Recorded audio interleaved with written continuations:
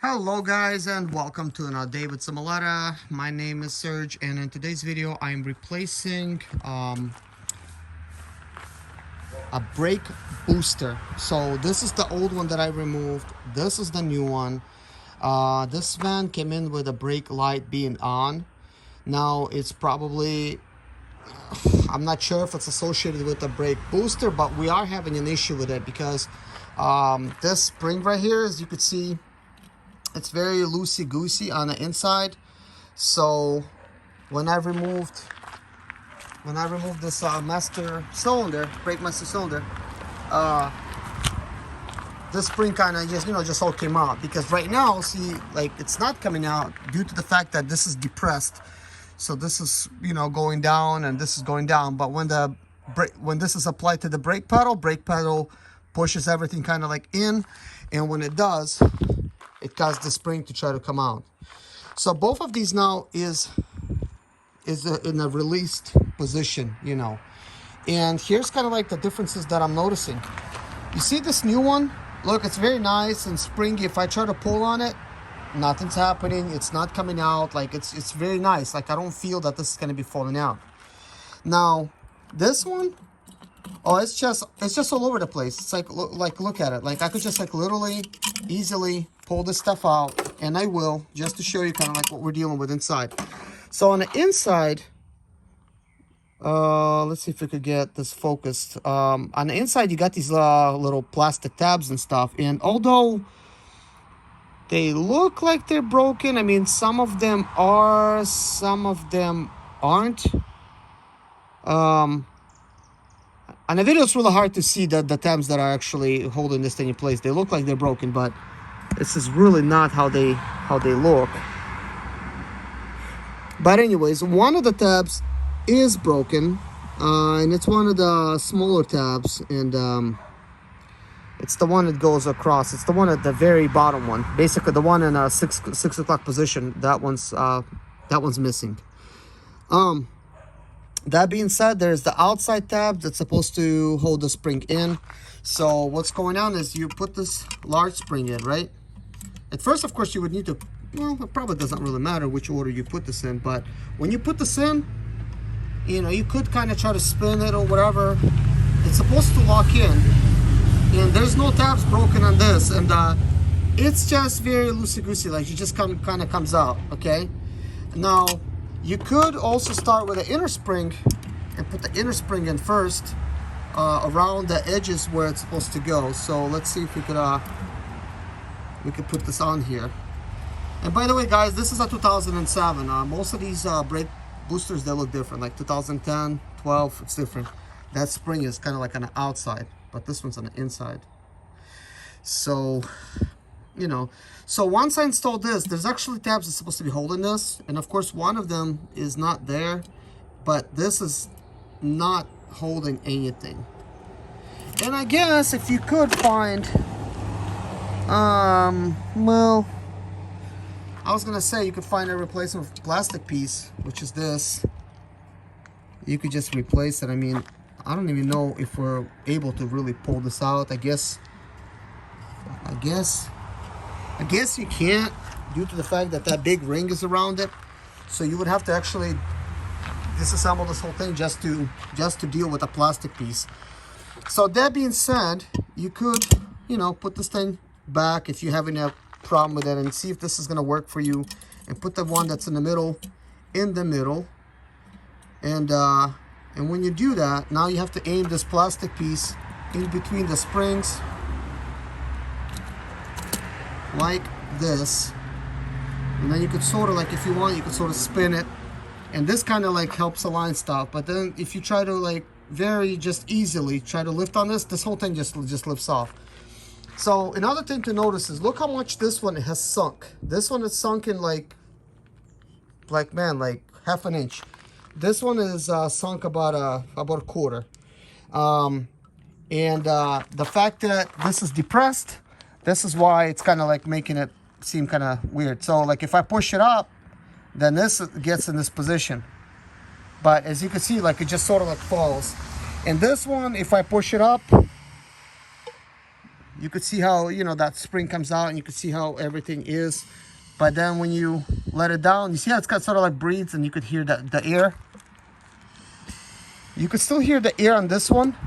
It's just, I think on this one, just the plastics failed, and also possibly the seal in the back, because that seal is kind of all busted up, and I'm gonna get ready to show you what that looks like. So I got this other one flipped around, and I want to get this other one flipped around as well, but we're not gonna risk it. We're going to put a plate, and we're actually going to use the plate during the installation as well. I'm going to put a couple nuts on it, just because I don't want that spring to do anything. So now that I got this plate installed, let me transfer it over there. All right, so we got the used one to the left, and we got the new one to the right. As you can see, they practically look the same, except for some of these parts. You see, this is the rubber thing. If you pull it up, you can see this is nice and lubricated. This styrofoam piece, it's nice and clean, like nothing's broken. And I think it's actually really important for it not to be. You slide it on. When you push this out, look at this. This orange seal, it's completely busted up, and you know, it is looking pretty bad. Now, I'm not a brake booster expert to really knowing how they work, but you could clearly see how this is all falling apart. It is there for a reason, and obviously this is bad on this side. Is some of the internals good? Probably. I guess we'll, you know, we don't know until we take it apart, but you already could see some of this stuff. And that plastic piece that I was talking to you guys about, look, that thing it just comes out, and I already had this thing kind of like nicely plugged in. So I wanted to show you this little plastic piece that holds the spring together. You could kind of see how it kind of goes right here, and I want to show you this just in case you haven't taken this apart before and you want to see kind of like what to expect. You could see that. So that spring kind of being held by those little tabs right there, as you could see. But the piece that's on the inside, that plastic piece, is just very loosey-goosey. Now, if you maybe align it, maybe it could work, but I actually installed this this being like it is, and it was not able to produce very much air. And not only that, but I feel that spring every time you hit the brakes. You're like, it's just springy. It's just a really bad feeling. So we went ahead and decided to just go ahead and replace it. And because I'm not an expert, I wasn't really sure what to expect from this brake cylinder. All we know is that it's a springy action on the gas on the brake pedal when you're pressing it down.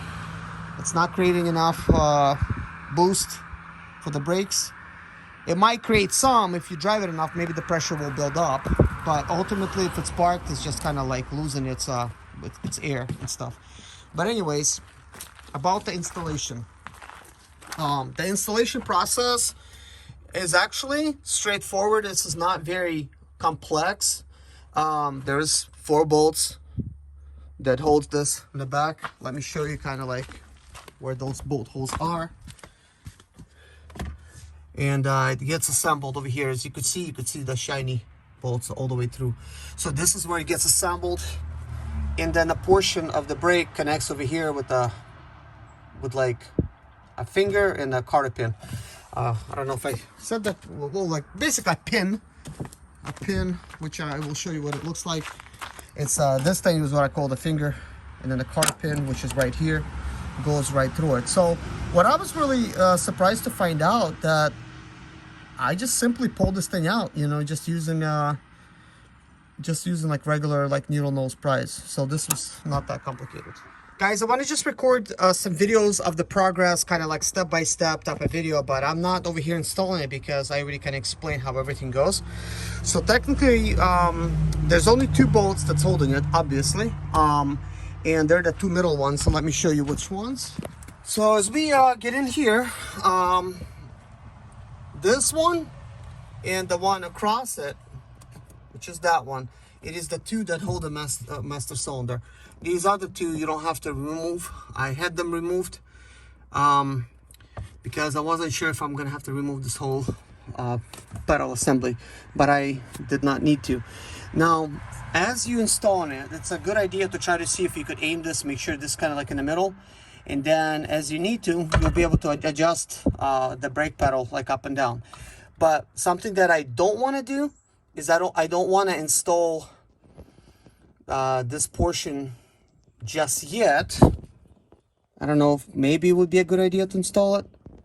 I just don't want nothing to be pushing, but based on what I'm seeing, if anything, it's gonna pull things back. So now I'm getting ready to install this cotter pin. Installing this cotter pin was very simple. You just slide that pin from the back and then just simply install this, and this goes just fine. This actually does not pull out. This is actually a really cool design. It's bent to keep it from pulling out, yet if you need to, you could really pull it, and you can pull it out, but this is not going to pull out. So now we just have to do the brake booster. So the next process is we're going to need to remove this metal plate, and we're going to have to be very careful. Make sure like nothing's going to be, you know, damaged, or, you know, like whatever. Like you don't want to basically have that spring come out. So we're going to remove it, and then we're going to start installing the brake master cylinder. So let's go ahead and actually remove this plate. As you can see, once you remove it, nothing is jumping out at you. Now, what happened when I removed the brake master cylinder, when I removed it, all the stuff just jumped out and it stayed out. It was really kind of crazy. It was like, whoa, like what's the spring doing out? Never seen that before. But this one is staying like nicely in there. So we just have to install the brake master cylinder now. So guys, to install this, you'll need to very carefully install it, and then just press that spring in. Make sure everything is aligned, everything is in the middle, and you're gonna have to probably have some help, or just be really good at working with two hands. Well, you hold the one and put in a nut, and you'll have to put one very far, and then quickly get another side, put it very far, and then get in here and just try to get them nice and tight. So these things are tight now, and now we're getting ready to actually install the brake lines. When installing your brake lines, make sure you install that one first. It takes a number 12, and then install this one next. Once you install these things, you got a couple more things left. You need to go ahead and plug this in, which I will do right now. And then you're gonna need to take this vacuum hose, and you're gonna need to plug that in. Now this is gonna be a little bit more difficult to plug in. You're gonna need to use both of your hands, and be careful. These things are brittle, and I don't even know if this thing has any cracks or anything, but we're gonna try to be careful and install it. So guys, what I did is use some brake fluid, and I put it around that area, and then I inserted it. And then you put this, simply just insert this vacuum hose. I mean, it just goes on way too easy here, but it should be okay. So yeah, you could just align it like right there. So next I want to show you a little trick. When draining fluid, you could take an old 1 gallon oil can, just simply cut this out, and then you could use this. You know, it's easier to work without a bottle, but you could get this close enough. It's kind of hard, you know, to do this with this bottle being in the way right now. But when you get this bottle out of the way, you could stick it in there like that. Everything drains very nicely and cleanly. Of course, if you got some kind of pan, that's absolutely fine. If you don't have a pan, this works great. Another reason I like that it works great is you could later on just remove this cap and then drain everything out wherever you got to drain it out. Just a very clean type of process. Now, as we were draining, some of this crud fell because there's just stuff like all over the place here, and we don't want to use that brake fluid. And when you look here, you'll see some crud in here as well, and we'll just have to clean this up before we start, because this is kind of dirty. So now that I cleaned this up from all kinds of crud, I could go ahead and actually start adding some brake fluid. Now this van has been using .3. I don't recommend using it, but we're gonna go ahead and use it because this is what we got. Other than that, you know, we have to get the complete brake fluid off of this job, which this is what it's been using, so that's what we're gonna use. So guys, I poured about 1.5 of those things because one of them was half empty, so we're way above minimum. We're like somewhere like in this area. So next, we're gonna use a special way to get all the air bubbles out. So guys, what do we have here? We have a manual brake fluid pressure bleeder. Well, this is a manual, and this is what it looks like. And then we got some extra parts that's inside. So what we need to do is we need to match up this lid. So hopefully that lid actually matches it. So it turns out the lid portion is correct. So you basically install that there. So basically we got this portion connected. This connects the same way that a compressor line connects. Then you just have to build pressure by, you know, just going up and down with that thing, just pumping it. So guys, what you got to do is you got to just keep pumping it like this. It looks like nothing's happening, but when you press the pressure release valve, it's bleeding the air. So we're going to be watching this for pressure. So hopefully this will remove all the air from the brake system, all the air bubbles.